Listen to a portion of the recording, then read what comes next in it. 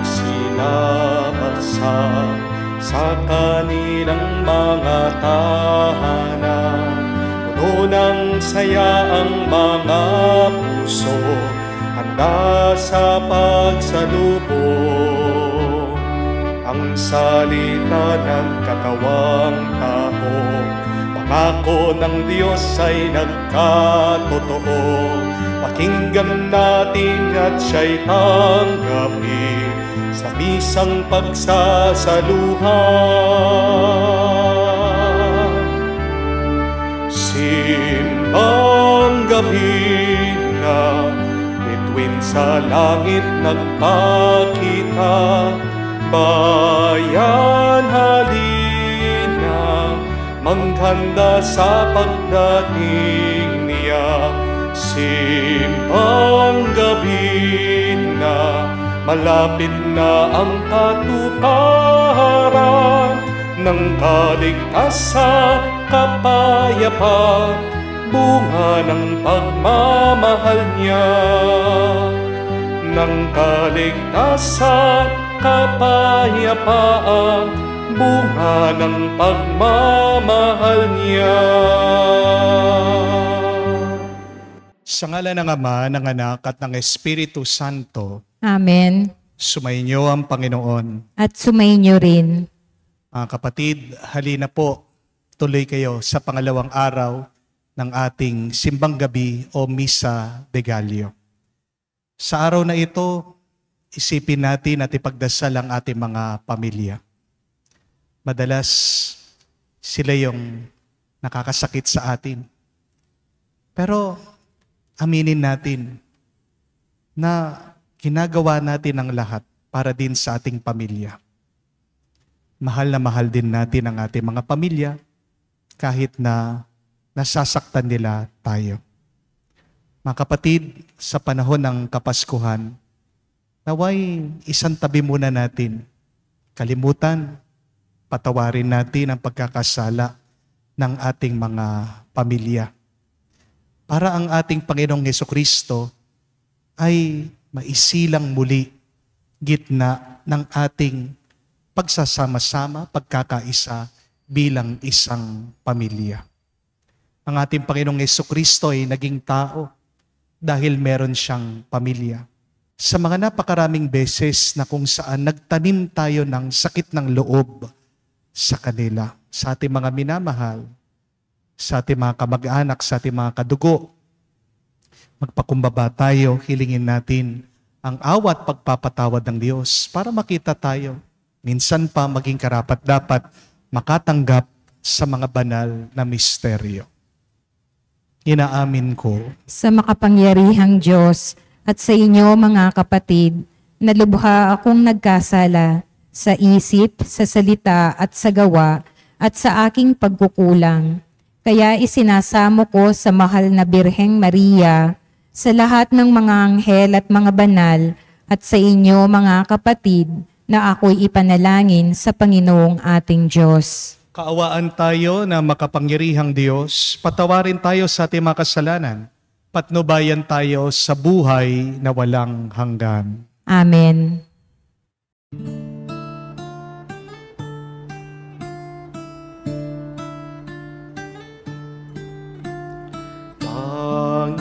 Panginoon, maawa ka. Panginoon, maawa ka.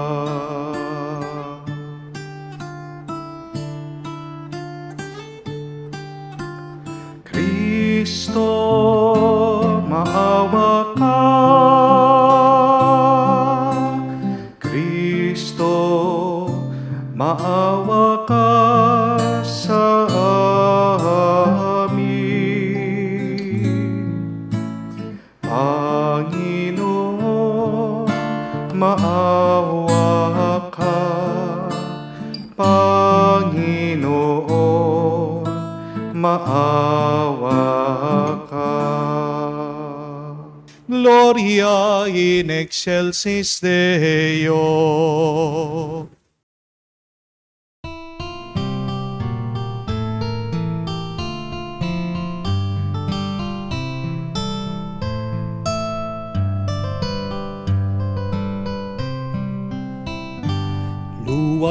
Luwalhati sa Diyos sa kaitaasan,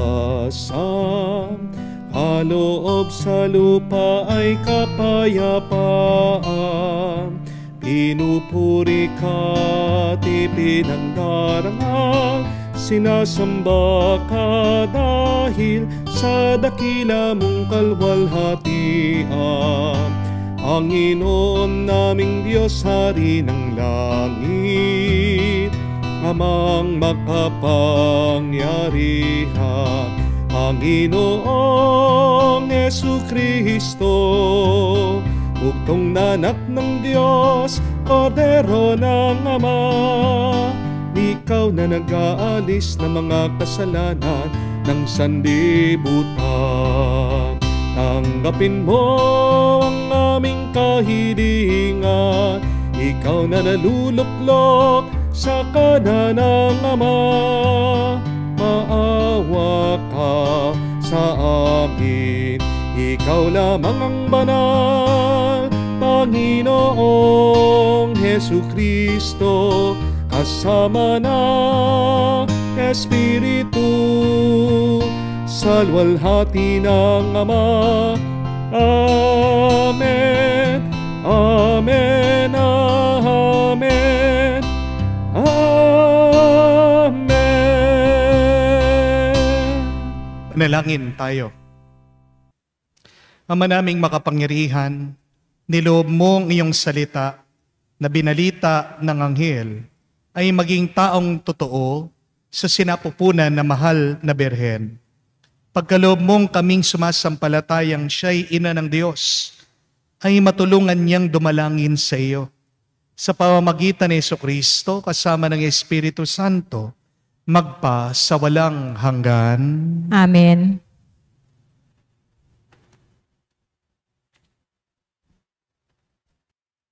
Pagbasa mula sa aklat ng Henesis.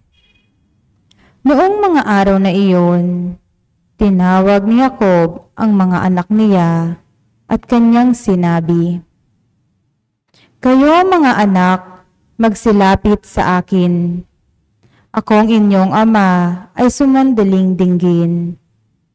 Ikaw, Huda, ay papupurihan niyong mga anak ng ina mong mahal. Hawak mo sa leeg ang iyong kaaway. Lahat mong kapatid sa iyo'y gagalang. Mabangis na leyon ang iyong larawan. Muling nagkukubli matapos pumatay. Ang tulad ni Huday leyong nahihimlay. Walang mangangahas lumapit sinuman. Hawak niya'y sentrong tuon sa paanan. Sa gisag ng lakas at kapangyarihan, ito'y tataglayin hanggang sa dumatal ang tunay na haring dito'y magtatangan. Ang salita ng Diyos. Salamat sa Diyos. Mabubuhay siyang marangal at sasagana kailanman. Mabubuhay siyang marangal at sasagana kailanman. Turuan mo yaong haring humatol ng katuwiran. Sa taglay mong katarungan, O Diyos, siya'y bahaginan, upang siya'y maging tapat mamahala sa iyong bayan, at pati sa mahihirap, maging tapat siyang tunay. Mabubuhay siyang marangal at sasagana kailanman. Ang lupain nawa niya'y umunlad at managana. Maghari ang katarungan sa lupain nitong bansa. Maging tapat itong hari sa paghatol sa mahirap at ang mga taong walang pag-ukulan ng paglingap. Mabubuhay siyang marangal at sasagana kailanman. Yaong buhay na matuwid sa kanyang kapanahunan. Madama ng bansa niya at tumunlad habang buhay. Yaong kanyang kaharian ay palawak ng palawak. Mula sa ilog Euphrates, sa daigdig ay kakalat. Mabubuhay siyang marangal at sasagana kailanman. Nawa yaong kanyang ngalan ay huwag nang malimutan. Manatiling laging bantog na katulad nitong araw. Nawa siya ay purihin ng lahat ng mga bansa, at sa Diyos, silang lahat dumalangin. Hari nawa, pagpalain kaming lahat, tulad niyang pinagpala. Mabubuhay siyang marangal at sasagana kailanman.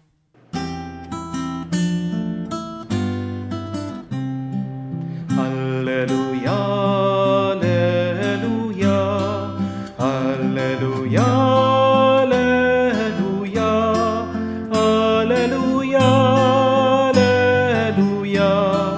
alleluia, alleluia, alleluia, alleluia, alleluia, alleluia. Karunungan ng may kapal, tanayong pangasiwaan, halina't kami turuan. Aleluya, aleluya. Sumainyo ang Panginoon. At sumainyo rin. Ang mabuting balita ng Panginoon ayon kay San Mateo. Papuri sa iyo, Panginoon. Ito ang lahi ni Hesukristo na mula sa angkan ni David, na mula naman sa lahi ni Abraham. Si Abraham ang ama ni Isaac, si Isaac ang ama ni Jacob, na ama ni Juda at ng kanyang mga kapatid. Naging anak naman ni Juda kay Tamar si Fares at Zara. Si Fares ang ama ni Esrom at si Esrom ang ama ni Aram. Si Aram ang ama ni Aminadab, si Aminadab ang ama ni Naason na ama naman ni Salmon. Naging anak ni Salmon si Rahab si Boaz, at naging anak naman ni Boaz kay Ruth si Obed. Si Obed ang ama ni Hese na ama ni Haring David. Naging anak ni David si Solomon sa dating asawa ni Urias. Si Solomon naman ang ama ni Roboam, si Roboam ang ama ni Abias, at si Abias ang ama ni Asa. Si Asa ang ama ni Josaphat, at si Josaphat ang ama ni Joram, na siya naman ang ama ni Ozias. Itong si Ozias ay ama ni Jotam na ama ni Akaz, at si Akaz ang ama ni Ezekias. Si Ezekias ang ama ni Manase, at si Manase ang ama ni Amos, na ama naman ni Josias. Si Josias ang ama ni Jeconias at ang kanyang mga kapatid. Panahon noon ng pagkakatapon ng mga Israelita sa Babylonia. Matapos ang pagkakatapon sa Babylonia, naging anak ni Jeconias si Salatiel, na ama naman ni Zorobabel. Si Zorobabel ang ama ni Abiud, na ama ni Eliakim. Si Eliakim ang ama ni Azor. Si Azor ang ama ni Zadok, na ama ni Akim. Itong si Akim ang ama ni Eliud. Si Eliud ang ama ni Eliezer. Si Eleazar ang ama ni Matan, na ama ni Jacob. At si Jacob ang ama ni Jose, na asawa ni Maria. Si Maria naman ang ina ni Jesus, na tinatawag na Kristo. Sumakatuwid 14 na salinlahi mula kay Abraham hanggang kay David. 14 mula kay David hanggang sa pagkakatapon ng mga Israelita sa Babylonia. At 14 din mula sa pagkakatapon sa Babylonia hanggang kay Kristo. Mga kapatid, ang mabuting balita ng ating Panginoon. Pinupuri ka namin, Panginoong Heso Kristo. Magandang araw po muli sa inyong lahat. Magandang araw din po, Among. And once again po, welcome sa ating pangalawang araw ng Simbang Gabi at Misa de Gallio. Hindi niyo po ba napansin na nung bata po tayo, pinagbabawalan tayo ng ating mga magulang na kumuha ng pagkain galing sa mga taong hindi natin kakilala. Pero sa panahon ng sakuna at dilubyo, sino po ang mga palaging tumutulong at nagbibigay ng pagkain? Hindi ba yung mga taong hindi natin kakilala? We are told when we were young not to accept food from strangers. But in times of calamity, it is the strangers that who gives us food and support. We know the saying, keep your friends close, but keep your family closer. But in reality, it is our family who are not close to us. Amen? Bakit nga ba kung sino ang ating mga kapamilya, sila pa ang hindi natin kaibigan o kasundo minsan? Bakit kung sino pa ang pamilya mo, sila pa ang masama sa iyo, sila pa ang mga away sa iyo? As one saying goes, being stabbed in the back hurts, but what hurts the most is when you turn around and you discover the one who stabs you at the back is your family, is your loved one. Minsan, mas mahal pa tayo ng mga taong hindi natin kaano-ano. Hindi po ba? Minsan, mas may concern pa yung ibang tao kesa sa ating mismong mga kapamilya. Minsan, may mas concern pa sa atin yung mga taong hindi natin kakilala kesa sa mga mismong kadugo natin o kapamilya natin. Hindi niyo po ba napansin, bakit kapag nanalo ka ng loto, sasabihin ng pamilya mo, yes, nanalo tayo, nanalo tayo. Eh hindi naman sila tumaya. Hindi po ba? Ikaw lang ang tumaya. Pero bakit sila nanalo din? Pero kapag nalugi ka, pansinin niyo po ito. Kapag nagkautang ka, kapag naubusan ka ng pera, anong maririnig mo galing sa iyong pamilya? Sasabihin ba nila, utang natin? Maririnig mo ba sa kanila, bayaran natin? Di po ba hindi? Anong sasabihin ng pamilya mo kapag wala kang pera, pag natalo ka, pag nalugi ka? Kasalanan mo yan, problema mo yan, bayaran mo yan. Huwag mo kaming isasama dyan sa iyong problema. Di po ba? Sa tagumpay, marami kang kamag-anak, pero sa kabiguan, mag-isa ka na lang. True talk yan. Amen? Nakakapagod din po, di po ba? Na ang pamilya mo, na dapat maaasahan mo, sila pa ang dahilan. Bakit ikaw ay nasasaktan? But we have to accept this reality, my dear friends, that no family is perfect. But do not let this truth discourage you. Why?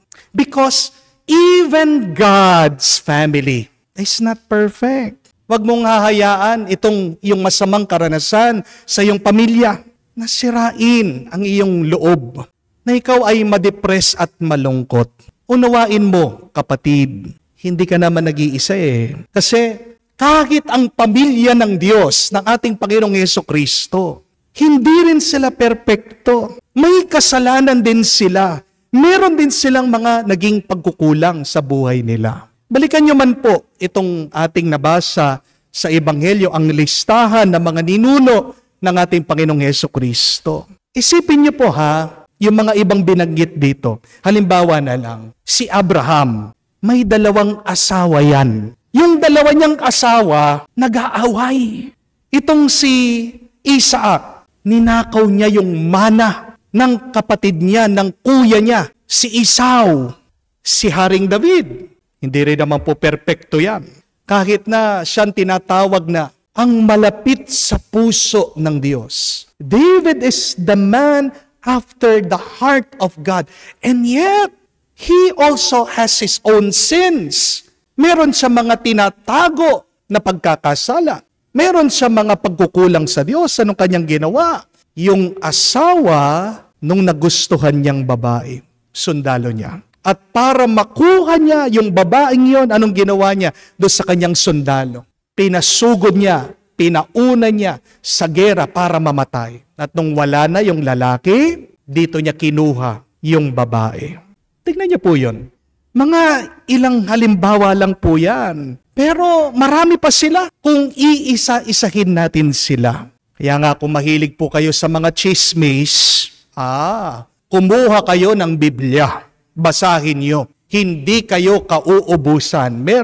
Meron kayo pwedeng imarites sa ibang tao. Pero ang tanong, ano ngayon ang mabuting balita? Ngayong nalaman natin ang bulok ng pamilya ng ating Panginoong Hesukristo. Itong tandaan nyo, na kahit na gaano kasama ang pamilya, gagamitin pa rin yan ng Diyos para isilang ang kabutihan, ang kabanalan. Isipin niyo po, sa isang pamilya na merong babaero, may sakim, sa kayamanan, sa pera, may namamatay tao, diyan pala lilitaw, diyan pala ipapanganak ang ating manunubos, ang Panginoong Hesukristo.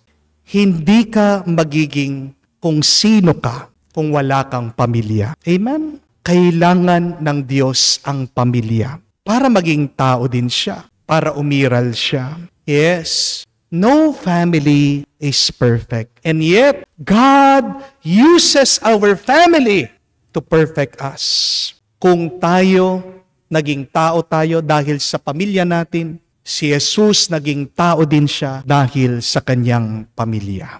Kahit na may nagkamali sa pamilya mo, kahit na gaano kasama ang pamilya mo, kahit na nakakalungkot ang ginawa nila sa iyo, kapatid, tandaan mo ito, pamilya mo pa rin sila. Amen? Kung wala sila, wala ka.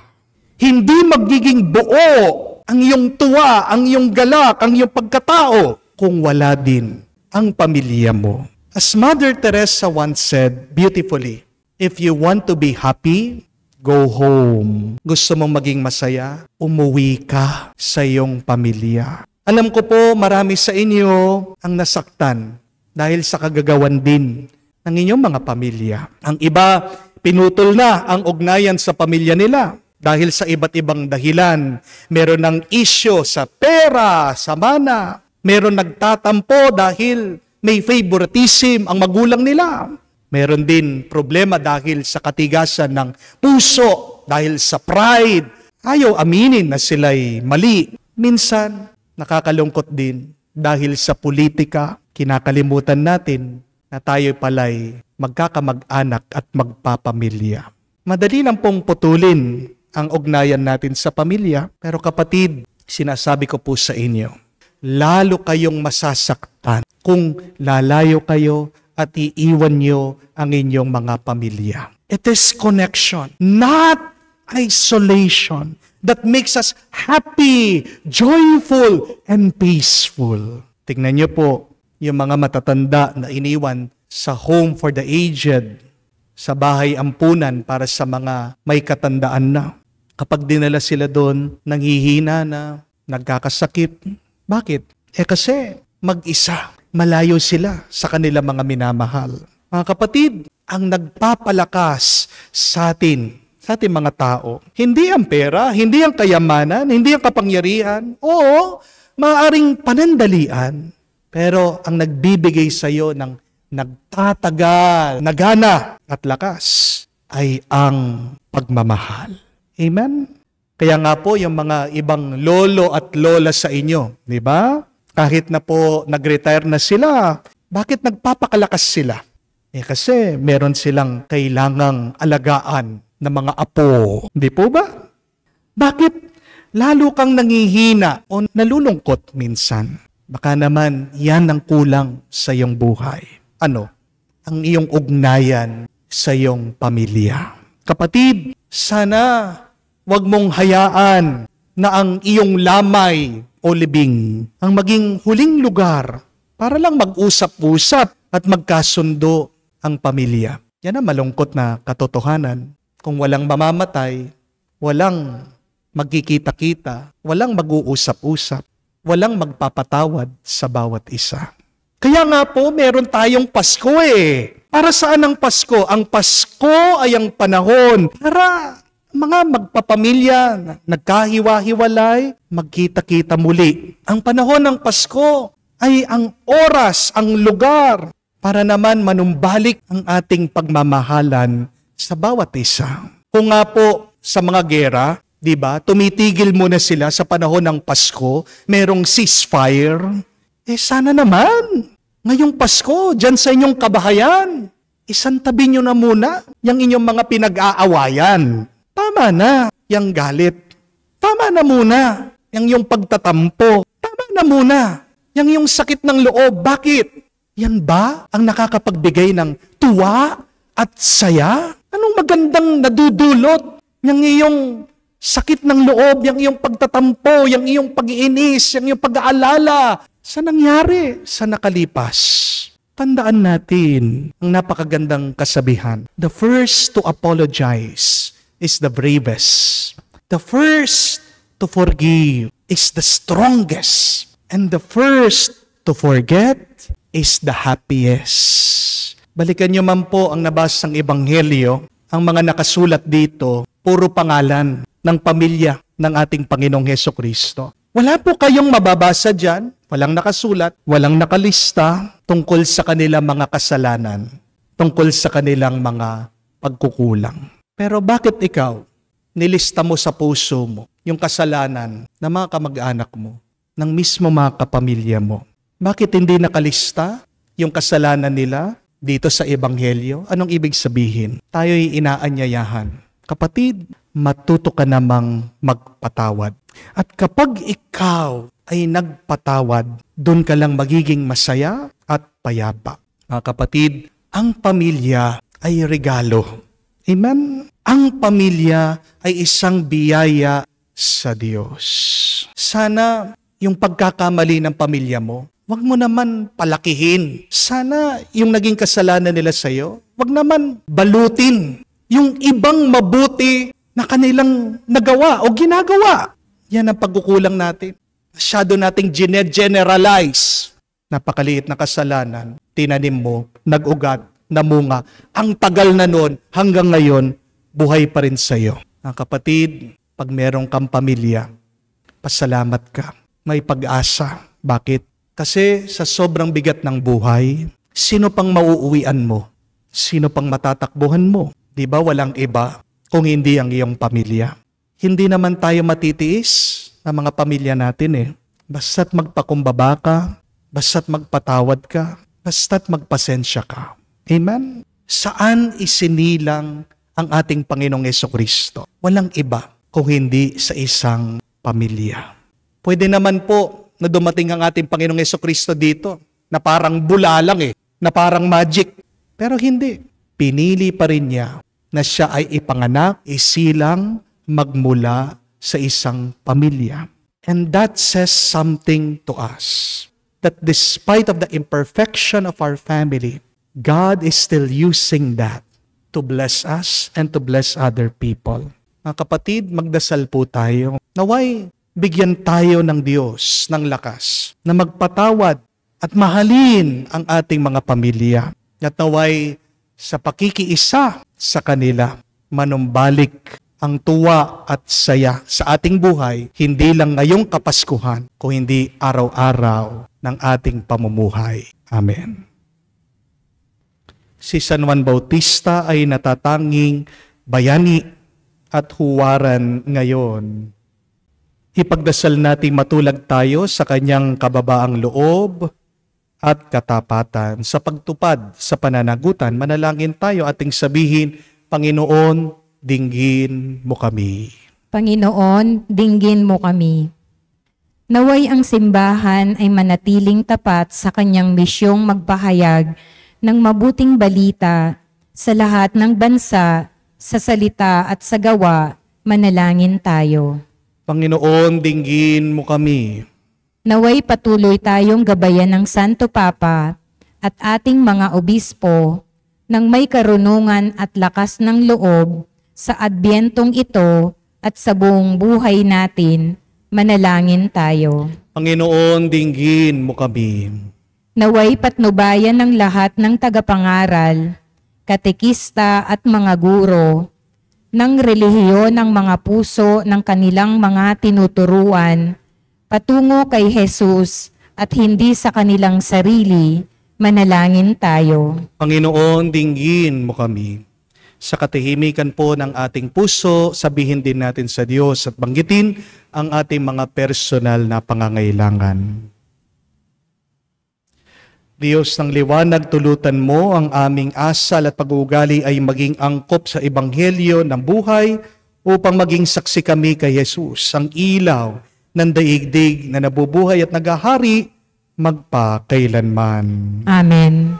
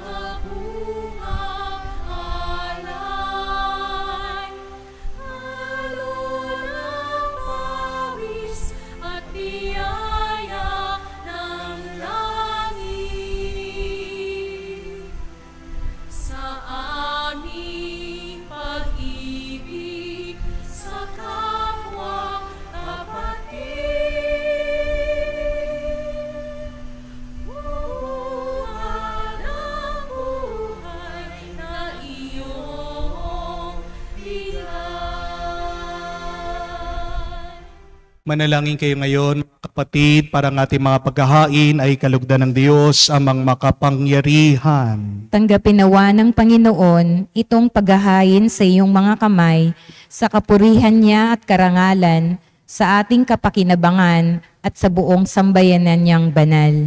Ama naming lumikha, ang mga alay namin nakahain sa iyong dambana ay pabanalin nawa ng paglukob ng banal na Espiritu na pumupuspos sa sinapupunan na Mahal na Birhen Maria upang magdalang tao at magsilang sa iyong anak na siyang namamagitan magpa sa walang hanggan. Amen. Sumainyo ang Panginoon. At sumainyo rin. Itaas sa Diyos sa inyong mga puso at diwa. Itinaas na namin sa Panginoon. Pasalamatan natin ang Panginoong ating Diyos. Marapat na siya ay pasalamatan. Ama naming makapangyarihan, tunay nga marapat ikaw ang aming pasalamatan sa pamagitan ni Jesucristo ng aming Panginoon. Ang pagsusugo mo sa Kanya ay pinapahayag ng lahat ng mga propeta. Ang pagsilang niya ay pinanabikan ng Mahal na Birhen, Kanyang inang tunay. Sa kapangyarihan ng Espiritong Banal, ang pagdating niya ay inilahat ni San Juan Bautista sa kanyang pagbibinyag. Ngayon pinaghahandaan namin ang maligayang araw ng kanyang pagsilang. Kami nananabik at nananalangin lubos na makaharap sa kanyang kadakilaan. Kaya kaisa na mga anghel nagsisiawit ng papuri sa iyo nang walang humpay sa kalangitan. Kami nagbubunyi sa iyong kadakilaan.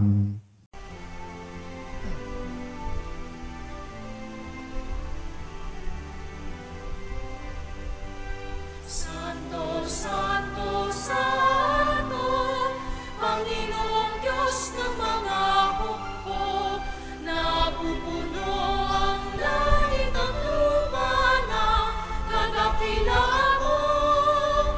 Hosana, Hosana, sa kaitaasan, pinagpala ang naparirito sa ngalan ng Panginoon.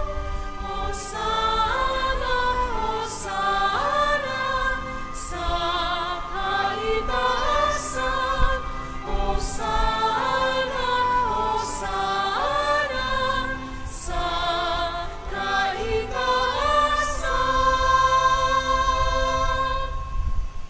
Ama naming banal, ikaw ang bukal ng tanang kabanalan. Kaya't sa pamagitan ng iyong Espiritu, gawin mong banal ang mga kaloob na ito, upang para sa amin, maging katawan at dugo ng aming Panginoong Heso Kristo. Bago niya pinagtiis ang kusang loob na maging handog, hinawakan niyang tinapay, pinasalamatan kanya. Pinaghati-hati niya iyon, inabot sa kanyang malagad at sinabi, "Tanggapin ninyong lahat ito at kanin. Ito ang aking katawan na ihahandog para sa inyo."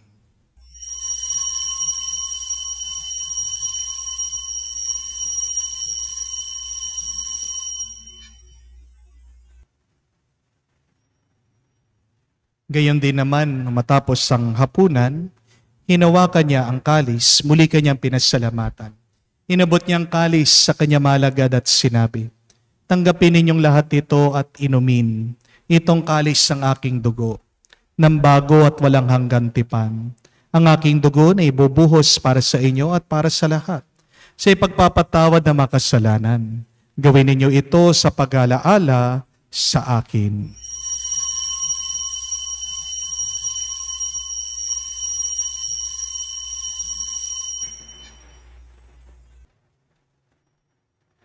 Ang misteryo ng pananampalataya.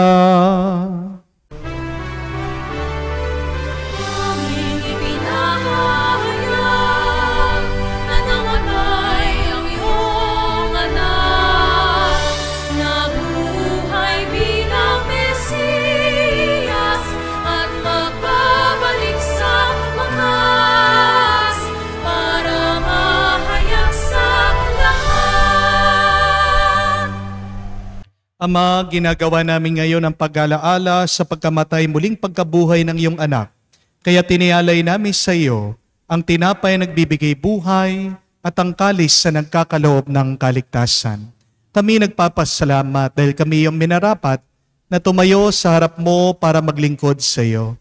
Sinasamo namin kami magsalo-salo sa katawan at dugo ni Kristo ay mabuklod sa pagkakaisa sa pamamagitan ng Espiritu Santo. Ama, lingapin mong iyong simbahan, lagam sa buong digdig. Puspusin mo kami sa pag-ibig. Kaisa ni Francesco, aming Papa, Florentino, aming Arsobispo ng Tanang Kaparian. Alalahanin mo rin ang aming mga kapatid na nahimlay, may pag-asang sila'y muling mabubuhay. Gayon din naman lahat ng mga pumanaw. Kawan mo't sila't patuloyin sa iyong kaliwanagan. Kawan mo't pagindapatin kaming lahat na makasalo sa iyong buhay na walang wakas. Kaisa na mahal na Birhen Maria, Ina ng Diyos. Kaisa ni San Jose, kanyang maligayang esposo. Kaisa na mga apostol at lahat ng mga banal na namuhay dito sa daigdig na kalugod-lugod sa iyo. May pagdiwang nawa namin ang pagpupuri sa ikararangal mo sa pamamagitan ng iyong anak, aming Panginoong Heso Kristo. Sa pamamagitan ni Kristo, kasama niya at sa Kanya, ang lahat ng parangal at papuri ay sa iyo, Diyos Ama, makapangyarihan, kasama ng Espiritu Santo, magpasawalang hanggan. Amen, Amen. Amen. Sa nakakagaling na utos sa turo ni Jesus sa Panginoon natin at Diyos, ipahayag natin ng lakas loob.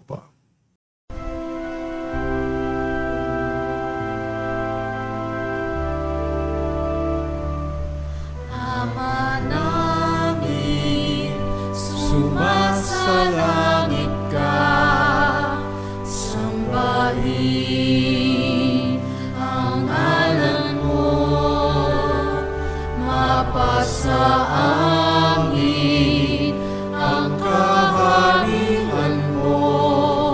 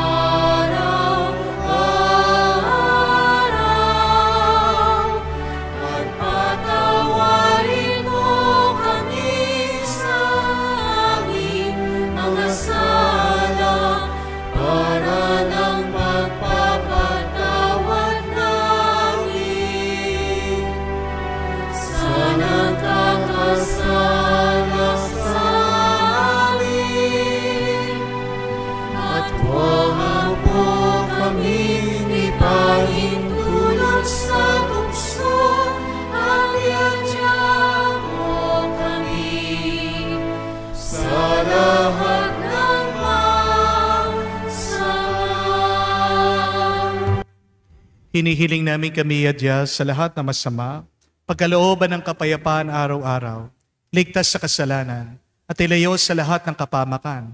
Samantalang aming pinanabikan ang dakilang araw ng pagpapahayag ng tagapagligtas naming si Hesu Kristo. Sapagkat iyo ang kaharian at ang kapangyarihan at ang kapurihan magpakailanman. Amen. Panginoong Hesu Kristo, sinabi mo sa mga apostol, kapayapaan ang iniiwan ko sa inyo.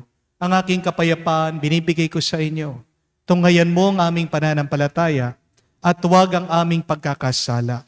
Pagkalooban mo kami ng kapayapaan at pagkakaisa ayon sa iyong kalooban.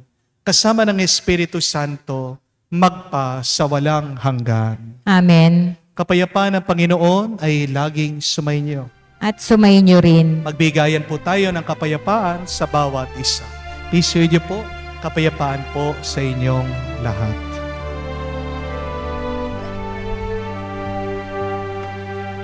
Cordero ng Diyos na nag-aalis ng mga kasalanan ng sanlibutan, maawa ka sa amin. Maawa ka sa amin. Cordero ng Diyos na nag-aalis ng mga kasalanan ng sanlibutan, maawa ka sa amin. Maawa ka sa amin. Cordero ng Diyos na nag-aalis ng mga kasalanan ng sanlibutan, ipagkaloob mo sa amin ang kapayapaan. Mga kapatid, naririto ang ating Panginoong Jesucristo, ang Kordero ng Diyos. Siyang nag-aalis sa makasalanan ng sanlibutan. Mapalad tayong lumalapit sa piging ng Kordero.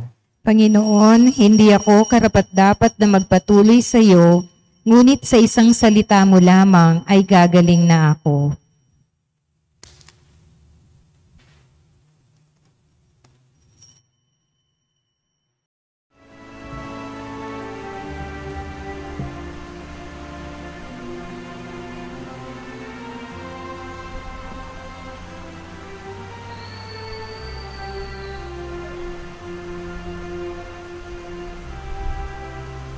O kay gulo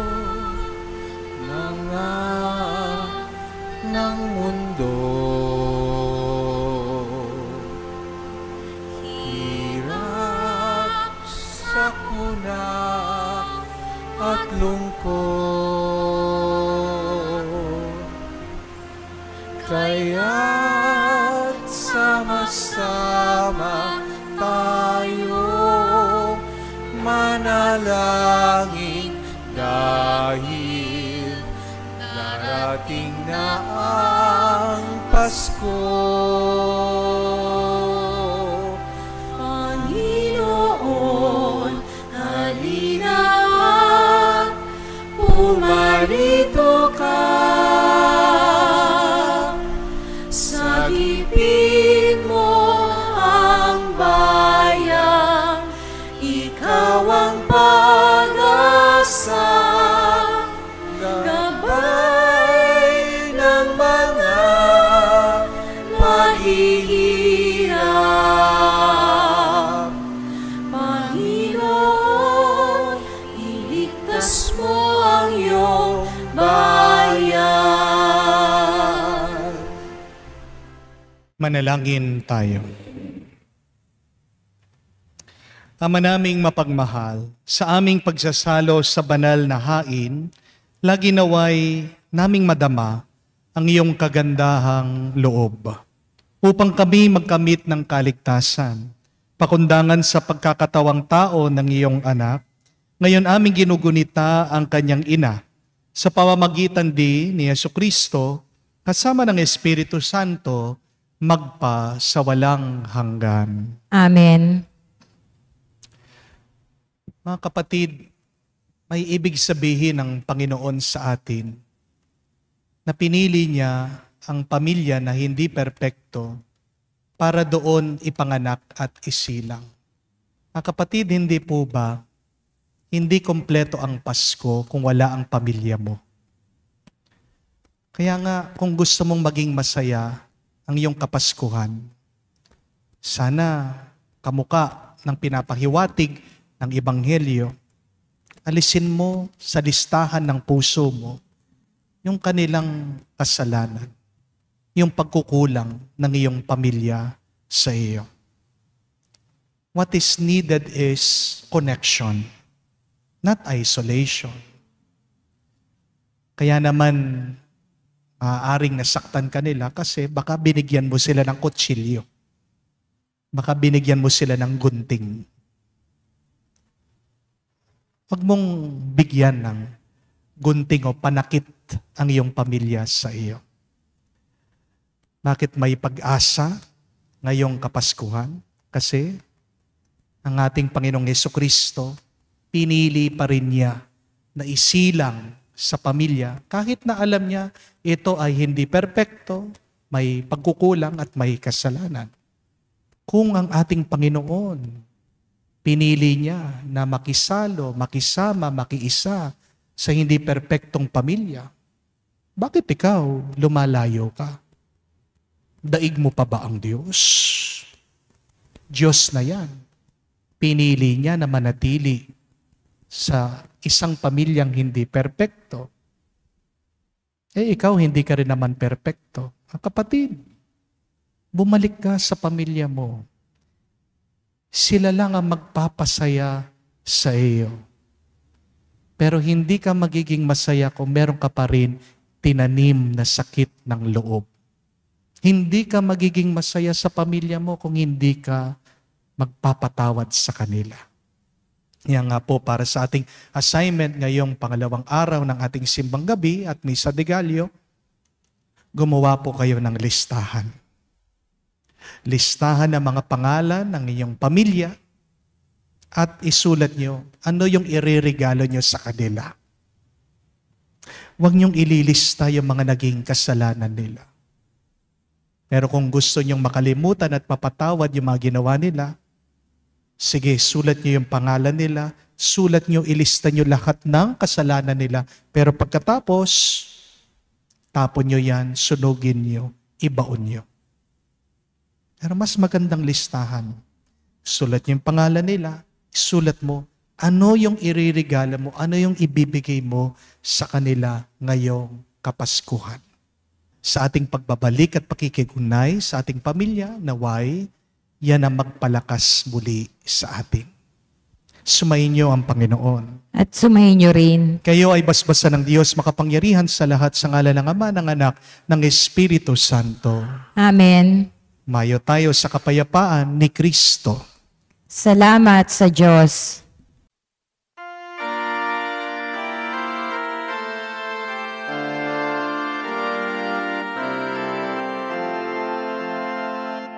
Maghintay tayo sa Diyos, ang araw niya'y malapit na.